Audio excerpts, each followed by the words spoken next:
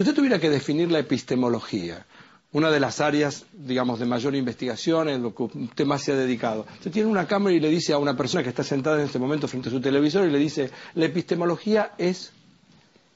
Así como cada ciencia tiene su objeto para estudiar, y hay quien estudia la vida, hay quien estudia los fenómenos psicológicos, hay quien estudia los fenómenos físicos. Hay un fenómeno muy interesante y muy complicado para estudiar, que es la propia ciencia. Ajá. ¿Cómo se ha dado el fenómeno de la ciencia? Y acá hay que dividir el problema en dos. ¿Cómo se origina el conocimiento científico? ¿Qué tipo de estrategias o de fenómenos se producen?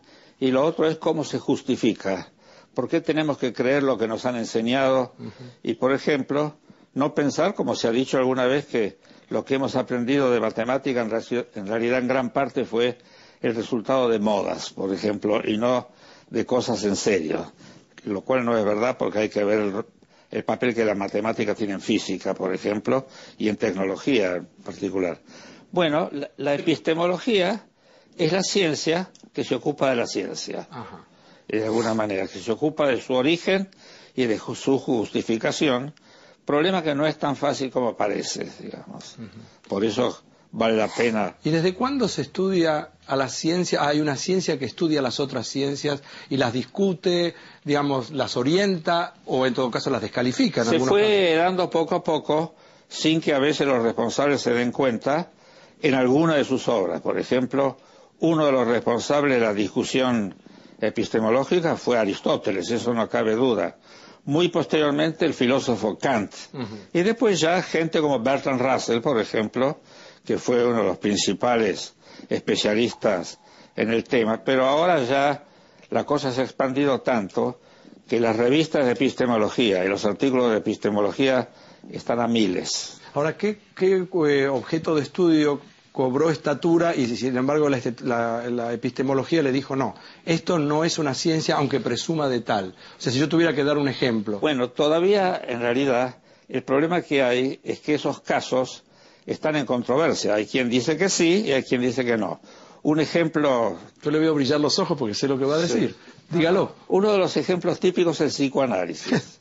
Porque efectivamente... Yo noté acá, ¿qué hizo? Uno toma a Mario Bunge, que es uno de los principales epistemólogos del mundo en este momento, y dirá que el psicoanálisis es una charlatanería.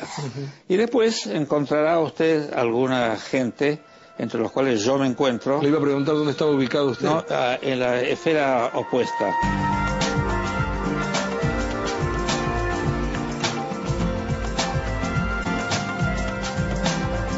En general, hay muchas disciplinas en este momento que todavía son relativamente nuevas en la historia de la ciencia y que no se han desarrollado con el rigor que debieran. Pero algunos ejemplos? Sí, por ejemplo, la sociología todavía no se la puede tomar totalmente en serio. La psicología, según, hay psicología experimental, hay neuropsicología, hay cosas que son, como la obra de Pablo, biológicamente muy serias.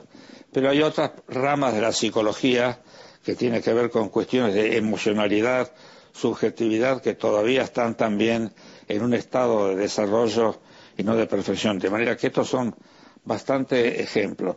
¿Quiere uno peor? La politología, digamos. Bueno, claro. Esa es tremenda. Y en parte, no porque la gente proceda mal, sino porque el problema es muy dificultoso.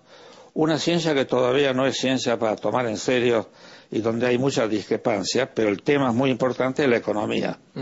En este momento nadie puede decir que la economía tiene un desarrollo sistemático, unívoco como el de la matemática o el de la física. Realmente hay muchas escuelas y muchas dificultades por la cantidad enorme de variables o de rasgos que hay que tomar en cuenta. Pero, al final de cuentas, si uno quisiera criticar, puede criticar la epistemología.